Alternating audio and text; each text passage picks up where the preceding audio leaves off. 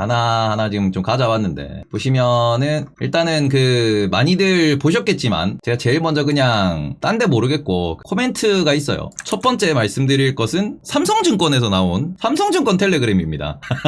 뭐 계열사가 다르니까 이게 팩트라고 볼 수는 없겠지만, 삼성증권 텔레그램이에요. 이거는 뭐 오늘 삼성증권 텔레그램 있으신 분은 다 보실 수 있을 거예요. 자, 삼성증권에서 나온 내용인데, 이게 뭐냐 그러면은, 삼성증권에서 이런 얘기 했습니다. 현재 삼성은 제품 디자인과 수율에서 어려움을 겪는 입장이다. 선생님들, 이게 삼성이 다 같은 삼성이라고 같은 삼성은 아니지만 삼성증권에서도 삼성전자를 까고 있어요 지금. 황민성님께서, 삼성증권 반도체 담당 애널리스트 분께서, 삼성은 제품 디자인과 수율에서 어려움을 겪는 입장이기 때문에 증설하기 어렵고, SK 같은 경우에는 돈이 없기 때문에 증설이 어렵다. 그렇기 때문에 모간 스탠리의 저 공급 과잉 이슈는 실현 가능성이 낮다. 이렇게 일단은 먼저 코멘트를 해주셨습니다. 예, 일단 먼저 요거 하나 확인하고 가시고, 그 다음에 지금 이거 관련돼가지고 과밀도다라고 이야기를 일단 했어요. 삼성증권이 우리나라 증권사 중에서는 제일 냉정합니다. 실제로 삼성증권은 우리가 국내에서는, 저는 증권사 중에서는 제일 권위가 있다라고 생각을 하는 게, 국내 증권사들의 가장 큰 손은, 국내 증권사의 가장 큰 돈을 맡기는 주체는 국민연금이에요. 국민연금이 자체적으로 돌리느냐? 그것도 있지만 큰 돈을 증권사에다가 위탁합니다. 수탁해요. 증권사 이렇게 수탁해서 이거를 돌리는데, 그러니까 일임하는 거지. 그래서 이제 우리나라에 있는 증권사들 많이 돌릴 때는 40 몇 군데 거의 전부 증권사에다가 돈을 다 찔러줘서, 국민연금이. 근데 그거를 최근에 이제 수익률 안 좋은 2022년, 2023년 이제 완전히 박살장 보면서 그 상황에서 국민연금이 많이 줄였어요. 그래서 이제 뭐 중소증권사들 작년 기사 찾아보시면은 국민연금이 돈 뺐다 그러면서 이거 뭐 흔들린다 말 되게 많았거든. 그랬다가 뭐 지금 같은 경우에는 이게 많이 구조조정이 됐죠. 증권사 중에서도 수익률 좋은 애들만 국민연금 돈을 굴리고 있다라고 보시면 되는데, 여기에서 항상 지난 한 10년 동안 1위 하던 곳이 어디냐 그러면은 삼성증권이에요. 계속 삼성증권이 국민연금에서 돈 제일 많이 받아갑니다. 제일 안정적으로 투자를 한다라는 거고, 어찌 보면은 제일 시장 대응을 잘한다라고 하는 곳이거든요. 삼성증권이 개인 리테일, 개인 고객들한테 이게 별로 영업을 이렇게 막 적극적으로 안 하는 이유가, 삼성의 제일 큰 손은 국민연금이야. 국민연금한테만 이걸 하면 돼. 그리고 미래셋이 많이 따라줘. 한국투자증권도 이제 많이 올라왔고. 근데 삼성증권이 뭐 사고도 있긴 있었는데, 사고도 있긴 있었지만, 그건 백핑거 사건은 뭐 다른 몇 증권사는 그것 때문에 망하기도 했으니까. 근데 아무튼 보시면은 삼성증권이 그냥 다른 데보다는 국민연금 관련된, 그리고는 기관 투자 관련된, 그리고 장기 성과에서 안정적인 성과를 끌어내는 데는, 그런데 이제 뭐 뷰 같은 경우에도 하우스 의견도 많이 필요하니까 저는 삼성증권이 제일 권위가 있다라고 생각을 하거든요. 근데 이 부분에서 이게 참 합니다. 그래서 아무튼 이게 있고, 지금 미래셋이랑 한투가 빠르게 잘 크는 것 같다라고 하시는데, 둘 다 잘 크고는 있는데 삼성증권은 계속 잘합니다.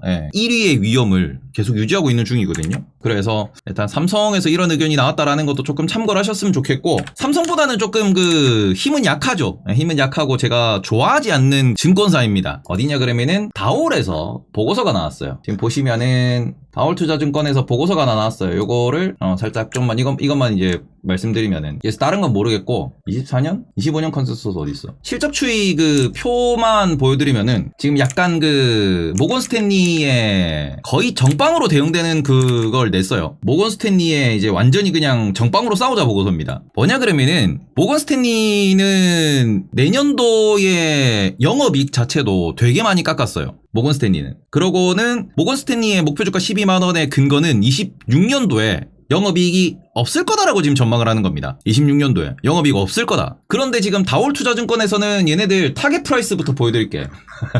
완전히 정반대로 지금 완전히 그냥 이거는 싸우자예요. 타겟 프라이스 31만원. 지금 하이닉스에 대해서 모건은 지금 대충 그냥 가격을 한 18만원, 20만원 잡을게요. 20만원 기준으로 잡았을 때 하이닉스를 목표주가를 12만원으로 내려 찍었고요. 그리고는 다올은 여기서 받고 한 번 더였어요. 그리고는 그 근거가 뭐냐 그러면은, 지금 앞서서 제가 말씀드렸다시피 빅테크 관련돼가지고 뭐 이런 그림 어디 갔노? 날라갔네. 빅테크 관련돼가지고 아까 말씀드렸잖아요. AI에 대해서 버블 걱정 안 한다. AI 여전히 수요 좋다. 그러니까 이게 모건 스탠리의 보고서에서도 되게 앞뒤가 안 맞는 말 중에 하나가 뭐냐 그러면은, AI에 대해서는 좋게 생각한다. 그래서 TSMC는 여전히 탑픽이고 삼성전자도 좋다라고 생각을 한다. 그렇게 얘기를 해놓고는, 근데 메모리 관련돼가지고 지금 하이닉스와 삼성전자의 신규 출현, 그리고는 마이크론과의 HBM 그 12단 HBM3라고 하는 그 부분에서의 경쟁 때문에 하이닉스가 앞으로 돈을 못 벌 거다. 그러니까 핵심은 이거예요. HBM3 12단이라고 하는 그 부분에 있어가지고 지금 마이크론 같은 경우에도 지금 여기 보시면은 요런 기사가 나 있어요. 지금 이게 9월 14일자 기사인데 요런 얘기가 나와 있습니다. 마이크론이 지금 HBM3 12단 인증 중이다. 그러니까 지금 뭐 8단 같은 경우에도 마이크론은 통과를 했고, 그러고는 삼성전자도 8단에 대해서는 오케이가 떴잖아요. 그리고 그 넥스트는 12단인데 이거에 대해서 인증이 들어가고 있고, 이게 마이크론도 마찬가지고 삼성전자 마찬가지고 인증되고 이제 뭐 생산해가지고 공급 등이 납품되기 시작하면은, 그렇게 되면은 이제 공고가게 날 거고, 국내에 있는 아까 그 삼성 그 증권에서도 말씀을 드렸지만 요게 고려가 됐냐 이거야. 요거 요 수율이라고 하는 요게 고려가 됐냐 이거지. 마이크론의 수율, 삼성전자의 수율, 이 마이크론과 삼성전자가 이 수율에 있어가지고 이거를 잡아내서 하이닉스의 소위 말하는 진정한 경쟁자가 되느냐, 이런 부분에 있어가지고 이게 고려가 됐는가는 일단 우리는 그 부분은 생각을 하셔야 된다. 그리고는 다올투자증권이나 아니면은 저 뭐 삼성 같은 경우에는 뭐 타겟 프라이스를 낸 건 아니지만 이걸 좀 공격적으로 보는 쪽에서 보시면은 이게 그 이렇게 순증에 대한 이게 26년도는 뭐 이게 공격적으로 지금 보고서를 쓰는 곳이 잘 없어요. 26년도는. 근데 일단 그 다올에서 딱 치고 나온 거, 다올에서 보고서를 쓴 거는 뭐냐 그러면은 그 모건 스탠리 네가 얘기한 거 그거는 뭐 알겠는데 그건 네 의견인데 내 의견은 아니다. 내 의견은 오히려 지금 그 하이닉스 기준에서 볼 때 약간 아닌데, 얘 지금 내년도 기준으로 보시면 이게 지금 단위가 억원 단위, 10억 단위예요. 10억 단위이기 때문에 이렇게 자르면은 내년도의 영업이익이 46조 원에 이를 것이다. 이렇게 얘기가 나왔어요. 그래서 이런 부분을 놓고 보시면은 모건 스탠리의 그런 보고서 혹은 이런 얘기도 많아요. 이런 얘기가 또 뭐가 있냐 그러면 이런 얘기도 일단 오늘 들으신 분들 계실 거예요. 보신 분들 계실 거예요. 이게 지금 보시면은 그 딜사이트에 나온 거고, 여기 보시면은 모건 스탠리 창구를 통해서 100만 주가 넘는 SK하이닉스 주식 매도 주문이 체결된 것으로 나타났다라고 하는데, 이게 뭔 소리냐 그러면은 보고서가 나오기 직전에 나온 거예요. 이거는 SEC에서도 되게 안 좋게 생각하는 부분이거든요. SEC에서 이 부분 때문에 그 엄청나게 오랫동안 수사를 하고 이 부분을 되게 경제 범죄로 비중 있게 다루는 겁니다. 무엇? 보고서 쓰기 직전에 미리 언질 나오면서 그것 때문에 시장이 흔들리는, 어찌 보면은 약간 그 미리 선취매하는 거죠. 이거 SEC에서도 이걸로 되게 많은 월스트리트 인사들을 실제로 뭐라고 해야 되냐, 그 조사를 했다고 해야 되나? 2006년, 2008년 1월 때 그 뭐 데일이나 이런 기업들에 대해서 먼저 막 공매도 때리고 먼저 매수 때리고 이랬던 미국의 큰 투자 운용사? 큰 펀드가 있었어요. 차라리 모건이가 코스피 2200 간다고 말하면 믿겠습니다.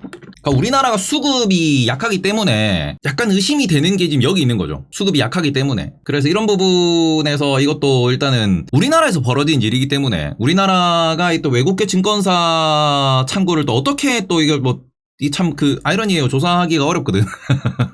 아무튼 이게 참 맞나라는 것도 조금 체크를 해야 되는 거고요. 체크가 좀 필요한 거고요. 아무튼 지금 썰은 많아요. 썰은 되게 많고, 이런 일이 제가 다시 한번 말씀드리지만 지금 이 SK하이닉스에 대한 실적 추정을 다올이 한 거거든요. 다올투자증권. 근데 제가 여기 다올투자증권을 왜 안 좋아하냐 그러면은, 여기 과거에 그 펄어비스 다들 기억하시죠? 거기입니다. 펄어비스 다들 기억하시죠? 여기가 요 날이죠. 요 날 2022년 4월 27일 요 날입니다. 다올투자증권이 이날 무슨 짓을 했냐 그러면은, 요날 보고서를 냈어요. 무엇? 기대감이 있다라고 하면서 목표 주가 13만원 보고서 냈습니다. 그리고는 13만원 보고서를 내고는 이날 13만원 보고서 낸 그 사람이 이제 친구가 그 사람한테 물어봐가지고 펄어비스 어떠냐 그러니까, 아니다, 내가 생각하는 목표 주가는 그때 7만원인가? 이렇게 얘기했었어요. 요 얘기했어요. 예. 그러니까 말 그대로 본인의 애널리스트가 분석한 것과 다른 보고서가 나온 곳이고, 이거는 애널리스트 한 명의 이슈로 끝나는 건 아니겠죠. 위에서 도장을 찍어주는 사람도 있을 거니까. 그 부분에 있어서 13만원의 강한 매수 보고서가 나오면서, 매수 보고서가 나온 날 오히려 여의도에서는 공매도를 잡고 매수 보고서가 나왔는데 여의도에서는 공매도가 들어갔어요. 공매도 잡아놓고 다음날 집어던지고 개인들한테 물량 넘기고 이랬던 데가 그 다올이고, 이거에 대해서 후속 결과 뉴스는 안 났습니다. 예. 금감원까지는 안 찾아봤는데, 제가 기억하는 거는 그러고 1년 있다가도 그 분이 게임 관련된 보고서를 저기서 쓰셨다. 까지는 기억을 하거든요. 일단은 그래서 하이닉스 이거 보고서를 믿을 수 있나라는 부분은 다시 한번 물음표긴 하지만 이렇게 말씀드리면 갑자기 신뢰도가 확 떨어지는데 일단 지금 삼성전자와 하이닉스 그리고는 뭐 메모리 관련돼 가지고 삼성전자가 좋다는 거 아니고요. 네, 삼성전자가 좋다는 건 아니고 제일 이게 모건 스탠리 보고서에서 특히 하이닉스에 대한 평가를 하는 부분에 있어서 제일 지금 뭐지 싶은 거는 첫째, 하이닉스에 대해서 지금 유독 하이닉스를 패는 이유는 하이닉스가 팰 만한 건덕지가 많기 때문입니다. 메모리는 3사예요. 근데 현재 HBM에서 실적을 내고 성공한 곳은 누구만 있느냐? SK하이닉스밖에 없죠. 그러니까 마이크론이 뭐 이걸 뭐 인증을 받는다. 마이크론이 뭐 이렇게 뭐 투자를 받고 미국 정부 지원받아가지고 투자를 늘린다. 그거 공격거리 되죠. 삼성전자가 돈발로 밀어붙여가지고 HBM에다가 그 납품한다. 그것도 공격거리죠. 그 다음에는 중국에 대한 반도체 규제 이슈 있다. 그것도 공격거리죠. 그 모든 부분을 놓고 보면은 지금 공격할 게 너무 많고 그리고는 삼성전자도 마찬가지고 하이닉스도 마찬가지고 제일 우리가 불만을 드러내야 되는 부분은 뭐냐 그러면은 얘들 자사주 매입 소각이 있기랍니까? 그리고는 배당 같은 경우에도 얘들 배당이 3년 평균이잖아요. 3년 평균 정책으로 배당을 줍니다. 그러니까 지금 하이닉스가 아쉽다라고 말씀드린 게 뭐냐 그러면은 하이닉스는 올해 특별 배당이 있는 해예요. 그래서 지금 이게 22, 23, 24년도의 실적을 가지고 이제 이게 배당을 준다라고 하는 건데 작년 재작년에 똥 싸놨으니까 올해는 똥도 다 못 치우는 그 똥 겨우 치우는 그런 상황이잖아. 그러니 올해는 배당에 대한 기대감은 전혀 없는 거예요. 올해는. 그래서 배당 같은 경우는 어떻게 됩니까? 배당은 다음 25년, 6년, 7년이거든. 26년, 7년은 잘 모르지. 그러니까 이 부분에 있어서 얘들이 빠지면은 더 세게 빠지는 거예요. 항상 말씀드리는 그 소위 말하는 주가가 이렇게 그 빠질 때 무서운 이유, 특히 우리나라 주식들이 빠질 때 무서운 이유는 얘들이 빠질 때는 이렇게 바텀을 지켜줄 만한 회계적 근거, 숫자적 근거, 소위 말하는 최소 수익률을 기준으로 놓고 보는 그 근거가 없어. 은행주 여기서 박살난다고 반토막 안 나요. 은행주는 여기서 빠져도 반토막이 날 수가 없어요. 그런데 거기에서 하이닉스가 됐든 바이오가 됐든 2차전지가 됐든 이런 애들 빠지면 60% 70% 빠지는 이유가 걔네들 어떻게 돼요? 이게 없잖아. 오를 때는 그냥 달나라 가듯이 쫙 올라갔다가 박살난 반토막이 기본으로 나는 이유가 바닥이 없어. 그쵸? 바닥이 없어. 그러니 이 부분에 있어가지고 현재 상황에서는 하이닉스에 대해서 왈가왈부 갑론을박을 되게 많은데 핵심이 되는 건 뭡니까? 빠지면 이것 때문에 이게 없어서 더 무섭게 빠지는 거예요. 그러니까 우리나라는 공격하면 공격하기 쉽지. 뭐 하이닉스 배당도 없는데 그냥 뭐 쇼 때려. 그리고 지금 하이닉스 관련돼서 공매도 얘기하시는 분들이 계시는데 정신 차리세요. 선물 매도돼요. 공매도가 있든 없든 쇼 배팅이 된다고. 이거 가지고 공매도를 금지하니 나발이니 하는 거는 그거는 이상한 사람들한테 세뇌당한 사람들이에요. 그거는 그러니까 이 삼성전자와 하이닉스를 가지고 뭐 공매도를 이렇게 해서 금지를 하니 많이 이렇게 얘기하는 분들한테는 그런 말을 밖에 나가서 입을 띄시면 안 돼. 그러면은 앞에 있는 사람들이 들을 때는 오 이러다가 뒤에 가가지고 씹는다고. 명확하게 근거를 파고 드셔서 그 얘기를 하셔야 돼. 공매도가 있고 없고는 코스닥 잡주들이에요. 개별 종목 매도가 선물 매도가 안 되는 애들이에요. 그런 애들은 그쵸. 오히려 지금 공매도가 없으니까 지멋대로 움직이고 있지. 얘들은 공매도가 없어도 다른 알고리즘으로 다른 메커니즘으로 숏을 때릴 수 있습니다. 하락 배팅이 되냐 안 되냐가 중요한 거예요. 상승 배팅은 매수하고 선물 사고 뭐 다 할 수 있어. 근데 몇몇 종목들은 매도 배팅이 아예 안 되는 애들이 있어. 두산 로보틱스 이런 애들, 신규 상장된 애들. 그런 애들은 상장되자마자 매도 배팅은 아예 불가능했으니까 완전히 날아갔잖아. 에코프로 머티 같은 애들 지금 그러고 났는데 주가 어디가 있어. 걔네들이 주가가 빠지기 시작했던 시점과 선물 매도 상장 시점, 그 선물 개별 주식 선물 상장 시점이랑 비교해보세요. 그거 되게 묘합니다. 되게 묘해요. 그래서 그런 부분에 있어가지고 조금 체크를 해보셨으면 좋겠다. 이렇게 말씀을 좀 드리고 싶습니다. 어쨌든 이 하이닉스에 대한 뭐 논란이 많은 상황인데 일단은 다른 그 우리나라 여의도의 모든 코멘트를 다 봐도 공통적으로 얘기하는 건 그거 있어요. 일단 실적까지는 봐야 된다. 현재는 과매도다. 실적까지는 체크를 하자. 그래서 이런 얘기는 여의도에서 계속 나오고 있다라는 점 참고 좀 해보셨으면 좋겠고 지금 외국계의 이런 그 모건 스탠리도 그렇고 오늘 변압기 올라간 거는 JP모건의 보고서 때문에 올라갔거든요. JP모건이 또 보고서 매수 보고서를 썼어요. HD 현대일렉트릭의 목표 주가를 또 올렸어요. 그러니까 그런 것들을 보면서 외국계의 돈이 움직였고 그게 우리나라 시장에 아주 큰 영향을 미쳤다. 그러니까 이게 여의도에 계신 분들이 제 방송을 보실지 안 보실지 모르겠지만 일단은 개인 투자자는 여의도 안 믿죠. 일단 개인 투자자는 여의도 안 믿어요. 그리고는 제가 아까 전에도 펄비스 이슈 말씀드렸어요. 그런 것들을 사람들이 모를까 다 알아요. 그런 게 한두 건이 아니라는 거를 주식 좀만 하시는 분들 주식 좀 오래 하신 분들은 다 압니다. 그리고는 우리나라에서 매도 레포트 안 나온다라는 부분에 대해서도 신뢰도가 깔 수밖에 없는 거죠. 그런 상황에서 그 부분에 대해서 여러 가지 이야기들은 하실 수 있습니다. 분명히 여의도에서도. 뭐냐 그러면은 이게 뭐 기업 대 기업, B2B의 이슈고, 그 다음에는 뭐 그쵸, 보고서 매도 보고서 잘못 쓰면 막 이렇게 민원 들어오고 기업에서 항의 들어오고 그렇다라고 이야기를 하는데, 이 부분이 원데이 투데이 된 것도 아니고 지금 센터장 다신 분들, 지금 부장 되신 분들 다들 신입사원 때 똑같이 생각하셨을 거거든요. 그땐 더 했으니까. 홍길동이잖아.